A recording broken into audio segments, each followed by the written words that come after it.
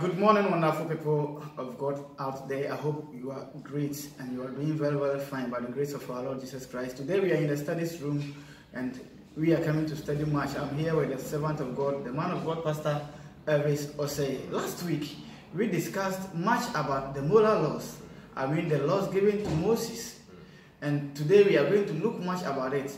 We are going to tackle the first 4 laws between man and God, which is the moral laws. And Pastor is here to bless us with every explanation. And then I hope by the end of it we are going to be blessed. Kindly share our program, subscribe to the page, and also follow us. God bless you for doing that. Pastor, you are welcome once again in the studies room. I hope you are doing good. Praise God. We thank God. We are keeping well. Yes. By His grace. And Yes. how about you? I'm very, very, very, very great. Yes. With our discussions, we studied a whole lot last week. And during the studies with the moral laws, we saw that moral laws are the laws given to God by Moses. Yeah. That is what we call the 10 Commandments. Exactly. And today we are here to break them down. But we are going to look at the first 4. The first 4 laws, which is, do not have any other gods beside me. You shall not make for yourself any other images. And then also, you shall not take the name of the Lord in vain. Remember the Sabbath day and keep it holy. These are the 4 moral laws we are going to treat today. So, without wasting much time, I will ask you to pray for us, since it's part of our program. Exactly. Let's have a word of prayer. Our dear Lord, we thank you once again for bringing us to study on this wonderful platform that you have provided for us to do more studies. Father, I pray that as we go through your commandments, help us with your understanding so that we will walk in the light of your word. In Jesus' name that we pray. Amen. Amen. Amen. Amen. Bless you everywhere you are. Pastor, thank you very much for the prayers. And we are going down now into the word of God. So these moral laws, as we are speaking about, they were written by the fingers of God, according to the scriptures. Why? I think we can get that in Exodus chapter 31, Exodus verse 31. 18, when it is stated categorically clear that these 10 commandments, which are the moral laws, were written by the finger of God. Exodus 31:18. Exodus 31:18. Yes, if you can read that. Yes, if you can read that. So why the scripture made this very clear, and why is it so that we have to, it has to be written for us, and why the finger of God? Okay, and I read for you Exodus chapter 31, verse number 18. And when he had made God had made an end of speaking with him on Mount Sinai. Moses. Who is he? Yes. After God had finished speaking with Moses on Mount Sinai. He gave Moses 2 tablets. He gave Moses 2 tablets of the testimony. Tablets of stone. Written with the finger of God. So these commandments were not just given to Moses. It was written. God himself wrote the 10 commandments. But if you go to the writings, if we go to Colossians chapter 2 verse 14, those writings were written by Moses. That's why we got the ceremonial laws. Those ceremonial laws were written by Moses. But when you talk about the 10 commandments, they were written by the finger of God. So these are the 2 differences we can get. Also, when we talk about the ceremonial laws and that is why the moral law is permanent and can never be changed. Exactly. Can you imagine something which is written with the finger of God, and then all of a sudden is deleted or is erased? No, it cannot be deleted. That is why we can permanently say, or we can say, that the 10 commandments are eternal, or they are forever. But let's take them one after the other. One after the other. And then we can deal with them. Okay. Now, Deuteronomy chapter 5. You can get the same commandments in Exodus chapter 20, but I want us to use the Deuteronomy chapter 5. Deuteronomy 5. It's the same commandments are given there. Deuteronomy chapter 5. We will start from the verse 5. Deuteronomy 5, verse 5. Yes. Okay, and I read for you. Deuteronomy chapter 5, verse number 5. From verse 5, yes. From 5. I stood between the Lord and you at that time to declare to you the word of the Lord. For you were afraid because of the fire, and you did not go up to mountain, he said. Moses is referring to Exodus chapter 20 when he was reading the commandments to the people. That's why he said, at that time, the people were afraid because God appeared in his glory and the fire was too much. So the people could not be held. So Moses was the one who was there and he received the 10 commandments. That's why Moses is referring to them, because Moses is going to die in the book of Deuteronomy. Yeah. So he's now recounting that statement, what happened when God was giving the 10 commandments in Exodus chapter 20. So now let's start from the first one, from verse 6. Verse 6. Yes. I am the Lord your God, Yes. who brought you out of the land of Egypt, out of the house of bondage. Good. Verse 7. Verse 7. You shall have no other gods therefore Before me. Before me. Now, if God makes it, and God always makes emphasis on some things. Because if the same laws are, I was asking myself, if the same laws are written in Exodus chapter 20, why repeating it again? In Deuteronomy chapter 5. But God always places emphasis on something which is important to him. Which is important, yeah. Now, the same statement we can get from Exodus chapter 20, as I said. But if you look at it, God said, you shall have no other God apart from me. Apart from me. God continued to say, I am a jealous God. I don't want to share my glory with anybody. And when we were talking about Christian values, I said that sometimes we place more value on our pastors and our prophets than even God himself. God doesn't show his glory with anybody, being whoever. So whoever places anything, not even human beings only, anything above God is committing this committing this commandment. It's committing this commandment. So how will one do that? Placing something, is that will it be by putting your faith in the thing? Or Exactly. You put your faith in that thing that without that you feel like, oh, you are not.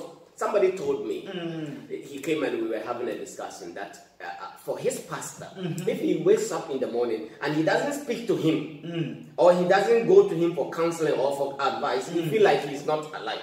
Can you imagine? Yeah. If you make this statement, you place that man above God. Above God. If I mean anything at all, money, anything at all, that we value it more than our God.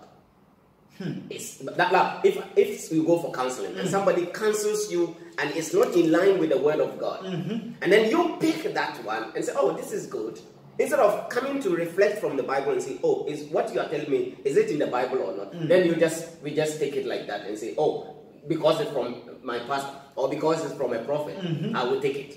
Like somebody said, a prophet said that, I mean, a married woman, come, let me bath you. Let's say, for instance. Where in the Bible are you going to see this thing? Where in the Bible are you going to see an example of Peter, apostles, any of them, calling somebody's wife and bathing them? You understand? So these things are supposed to, we have to reflect it back and know, is God's direction or not? We have to, that's why the Bible says, test the spirit and know that is it from God. So whoever values anything apart from God, that is what the Bible is talking about. If we go to the verse 8, it talks about, you shall not make for yourself carved image, any graven image that you carve, either by hand or whatever, that you place there and you worship. That is also against God. That is also against Christians all over do not agree with this. They agree with this, sorry. They agree with this, that, oh, if you make anything like phone or anything like that in the shape of phone and places it there and bow down to the phone, it's wrong. Yes. And we all accept that. That is wrong. But it's like these things are also going on. It's going on. It's going on. The last time I was showing you the Roman Catholic 10 Commandments. And unfortunately, these commandments cannot be found in that commandment. Can you imagine? A sect of Christian sect or a Christian church supposed to read from the Bible and pick God's commandment directly, they are making their own commandments without this commandment. Without this? Yes, because they want to bow down to images, they want to have images in their churches, they want to those kind of images. So how would they accept this commandment? If God is telling us not to have any graven image, and if they have graven images and those kind of statues in their churches, how they can talk about this commandment? They cannot. They cannot. So that is why they omitted this commandment from the Roman Catholic 10 Commandments. And I don't speak to Roman Catholic as members. I speak to Roman Catholics as institution, which are making their own commandments. We're separating it and taking it, some of them from the 10 Commandments and making their own commandments. So this is what happens. So how would one believe this particular message you are giving? Unfortunately, because what you are saying now, it is not. I don't know whether it is recorded somewhere. You have any link? Yes. You can Google. I mean, everyone can just Google and see it's for on yourself. Google? Yes, Oh, it's on wow. Google. Just Google and see Roman Catholic 10 Commandments. It's easy. You can just have access to it, And then it will pop up. What and how they got the 10 Commandments? Because they needed 10 Commandments. They had to get 10 Commandments. So they had to go to the latter part of it, and then thou shalt not covet your neighbor's property, wife, or whatever. They divided it into two, and they got thou shalt not covet your neighbor's wife, and thou shalt not covet your neighbor's property. So in order for them to get them, they have to do it that way. But this commandment cannot be found in the Roman Catholic 10 Commandments. Wow. That is very, very good. Pastor, God bless you. I hope we are learning much. And our eyes are being opened now. Because without the word of God, we cannot know what is what. Exactly. And unfortunately, we are all using the same Bible. That is why sometimes I'm also confused. Because if the word of God is the same as God has given to Moses, and we are all following his commands, then why do we have different teachings, different commandments, and all these things? This is the problem. Wow. This is the problem. Wow. And if you go to the 10th commandment, it's also saying that thou shalt not take the name of the Lord your God in vain. In vain. I hope most of us are misusing this word. Yes. Because this is very serious. Unfortunately. How we speak to God sometimes, it's very, very serious. I swear. If you read the book of Acts chapter 4 verse 12, the Bible says that there's no name on earth, in heaven, that man must be saved than the name of Jesus Christ. And if you take this name, and then you just misuse it in any way that you want it, you think that we are going to be scot-free? If you are not going to be scot-free, sometimes we just mention this name in our favor. Yes. Just that people believe us. Yes. And then we are gone. Yes. We thought that is all. This is the problem. This is the problem. People just take the name of the Lord God's name just like that. They feel like, let me just mention the name. No, Jesus' name is above all other names. We need to give respect and honor to his name. And then it stays there. But if you go to the 4th commandment also, which stays, remember the Sabbath and keep it holy, which is also one of the controversial commandments. I will call it one of the controversial commandments across the Christian community. Why? Because there is a denomination which has proven that we can worship any day. We can worship any day. But if you read Genesis chapter 2, verse 1 to 2, it talks about God, after creating all things, he rested on the 7th day. On the 7th day, one day, I will take you through the Arabic language, because I've learned a lot about the Arabic language. I will take you through the Arabic language, and I will show you that the Arabic names maintain the names in the Bible. They did not change it. They didn't change it. First day, second day, third day. You know the name for Saturday in Arabic. You don't know. Okay. Let me show you now. Now the name for Arabic on Saturday is Al-Sabbath. Al-Sabbath. Or somebody say Yom Sabbath. Yom means day. Yom Sabbath or Al-Sabbath. Now, if in English, I want to translate the Al-Sabbath into English. Al means day. So we can say Al-Ame, the king. Al-Ame. So if I want to translate it to English, I'll say the Sabbath. The Sabbath. So for them, they maintained that Saturday the Sabbath name for the Arabic. Where did we pick the Saturday even from? We have no idea. Yes. But one thing is that they respected God's given names. One day, first day, they call it Yom Ahad. Yom Ahad. Yom Ahad means from Wahid. Wahid means one. Yom Ethne, 2. Okay, second. Talatat, 3. Alba, 4. Kamesh or Kamsa, 5.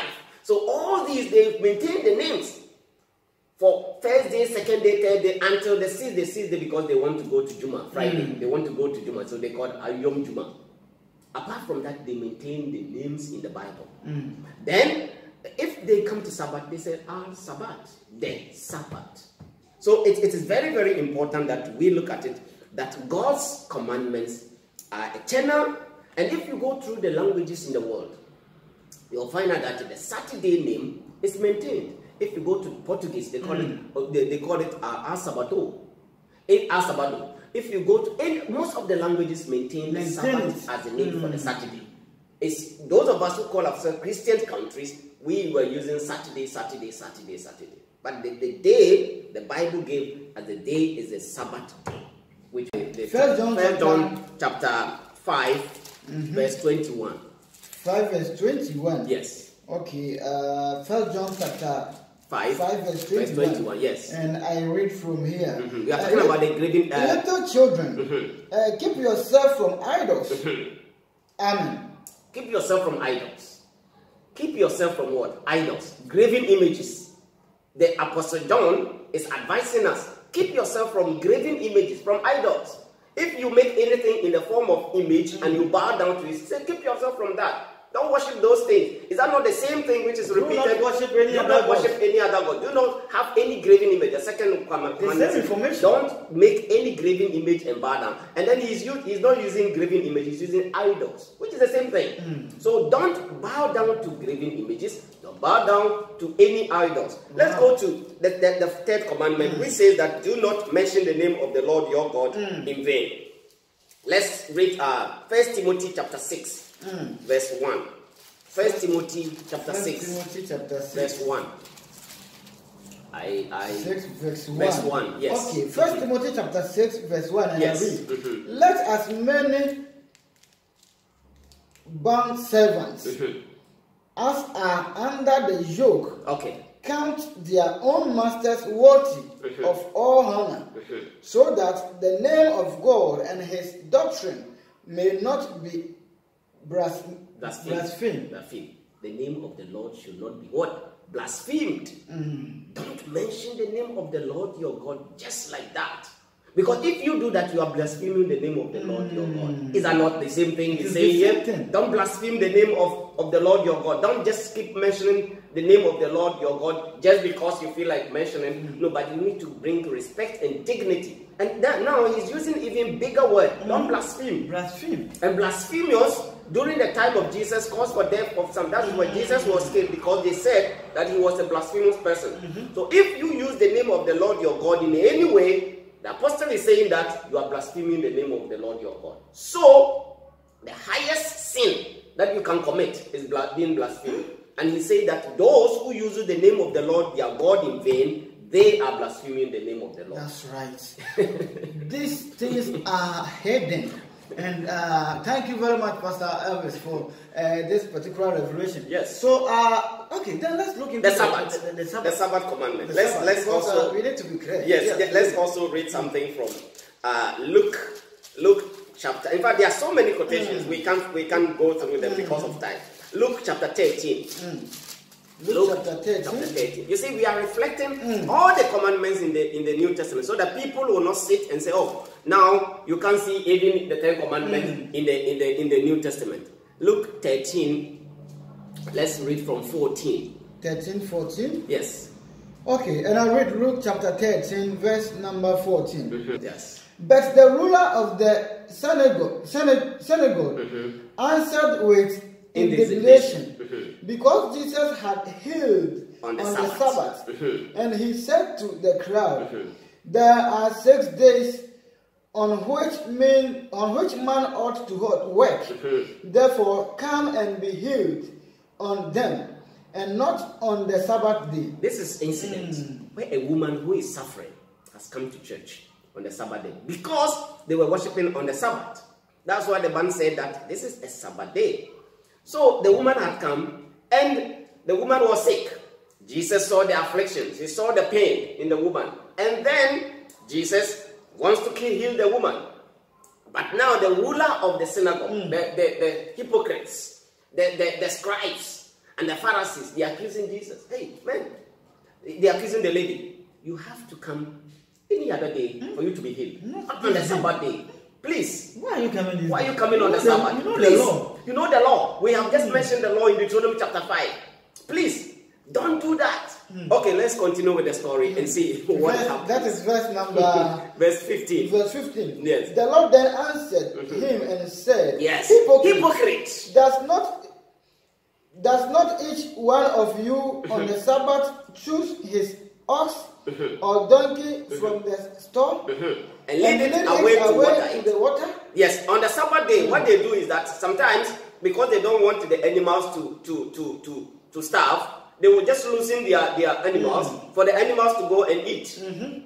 But when it comes to human being, they are saying, no, you cannot be healed. You cannot do anything. Now, let's continue also and see. Okay, that is from 16. 16. So ought not the woman, being daughter of Abraham, whom Satan has bound, think of it, for 18 years, Yes. be loosed from his bound of on the Sabbath. Sabbath. What are you talking about? This woman has suffered for 18 good years. 18 good years this woman has suffered. And if this is the Sabbath day, and she has come to church, and she is suffering, you mean to tell me that I should not pray for the person to be healed? Because of Sabbath? Are you talking about, are you saying that? And if you go to the 16, so ought not this woman, being a daughter of Abraham, whom Satan has bound, think of it, for 18 years be loose from the bond of the Sabbath, from the bond on the Sabbath. But you're talking about the fact that, now Jesus is saying that there is something good that I can do on the Sabbath day. On the Sabbath day. It doesn't mean that Jesus is saying that the Sabbath is no more. No, he's saying that I can do good. I can have discussion like this. I can, if I am to speak like this, it's sin. Their interpretation of how the Sabbath should be kept. If you walk for some miles, you have committed sin. Oh, wow. But Jesus said no. You remember at one point that Jesus and his disciples were walking through the corn farm, farm, and they plucked some of them, and they were eating. The people said, "Oh, you are working." For their understanding, even if you are dying, you should die. You should die because they should not really hurt. Jesus said no. Yes. It's always good to do good on the Sabbath. Yes. So Jesus is not saying that, oh, the Sabbath is done away with. No. Even if we go to the New Jerusalem, okay, we are going to celebrate the Sabbath there. You want us to go there? Maybe I think because of our time we may not be able. Because we read Isaiah 66, verse 12 to 13. It talks about in the New Jerusalem, we are going to celebrate the Sabbath there. So the Sabbath is from beginning to the very end. And one time, we may take time and discuss about that one. Or maybe we can look at it. Isaiah 66. Yes. Okay. For as the new heaven and the new earth, which I will make, shall remain before me, says the Lord, so shall your descendants and your name remain. Yes, God is saying that there is a new heaven, there is a new earth that is coming, and that heaven and the new earth is going to remain forever. Go to verse 23. Verse 23. Verse 23.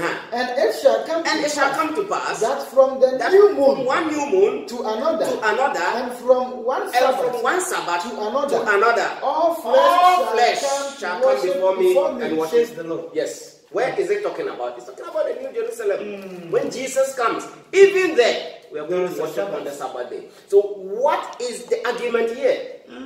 It talks about the very Sabbath which we are going to celebrate. So if in the new heaven and the new earth, we are going to celebrate the Sabbath there. What is wrong with us when we celebrate the Sabbath here? Here on earth. It is in the Ten Commandments. Something that we are going to practice there. So why don't you start from here? This is the problem. This is the problem. That we, some churches, that's why I said some people choose to pick points out of what will favor them. This is all the problem, I think. This is all the problem. And because I'm fornicating, let me do away with this. At least, let me do away with it. No, I'm okay with this. No, but we are not to be selective. When it comes to the Ten Commandments, we are not to be selective. We have to keep. And I mean, it's not easy. It's not easy to follow the Ten Commandments. But let me tell you one thing. If you read Isaiah chapter 7, Isaiah chapter 6, when the angel touched Isaiah with the fire, okay, it opened Isaiah's eyes and he got to know who he was. If we allow the Holy Spirit to touch us, then we will know who really we are. Who really we are. Because it shows to us our sins in reflection with the Ten Commandments. It tells us where are we falling short. So Isaiah's eyes were open and he got to know, oh, I'm a sinful man. Read Isaiah chapter 6, coming down. Isaiah's faith was, he said, on the day that King Uzziah died, then my eyes were open. Then I got to know that I'm a sinful person. If we allow the Ten Commandments to lead us, then it shows who we really are. But now people do not know who they are because they don't allow the Ten Commandments, which is the mirror, to guide standing us to guide us. This is the problem. This is the problem, Pastor Aveso said. Yeah, God bless you very much.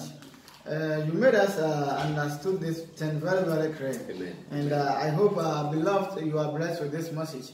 Pastor, without wasting much time, since always we need words of encouragement. Of course. I want to leave it you. I want to leave you like that. Yes. I want you to give us something small in this minute. Yes. Thank you, my brother. Just tell us something. We can see. I was speaking on Zoom sermon on last week with the Luton Church in UK. And as we speak now, I think UK is still under lockdown, and the world is facing great challenges. And it's my prayer for everyone that may God keep all of us safe. Amen. Even the cases in Kuwait, I believe within this short time is rising. So may God keep all of us safe. May He protect us. But don't let us forget that blessed is the man who keeps his foot from sinning. So let us try as much as we can to shun away from sin, because sin is the breaking of the law. Without the law, we will not know whether we are sinning. And this is where the devil is working very hard to put away the commandments of God, so that man will not know that they are sinning. And it's some very this is what sometimes breaks my heart, when people are sinning and yet they don't know that they are sinning. So beloved, let us all pray that God help us to be able to walk with you, so that the devil cannot deceive us. He went to the Garden of Eden, he deceived Adam and Eve. He told them, no, eat. Don't problem, eat. But when they ate, they realized that they had sinned against God. So let's be careful when it comes to the commandments of God. God bless you, man. God bless you, Pastor. God bless you. We are blessed to have you today. Thank you. I hope your words of encouragement is very, very superb. I love it how you slow the voice. And, oh, wonderful. Amen. God bless you. Beloved, there is the end of our studies for today. Kindly share the program, like, subscribe, and follow us also on Facebook. God bless you, and God richly bless you. See us. Amen.